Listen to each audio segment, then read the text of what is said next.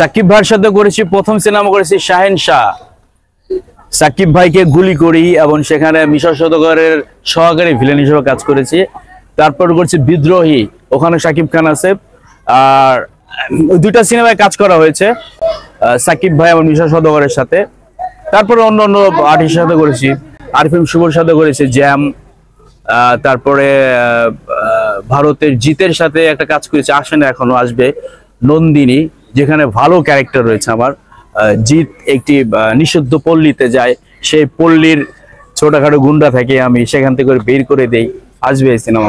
অবশ্যই সবাই ভিডিওটা শেয়ার করবেন। আর ডেফিনেটলি ডায়লগ তো অনেক দিয়েছি, এখন মিশা সওদাগরের অনেক জনপ্রিয় ডায়লগ আছে। তার মধ্যে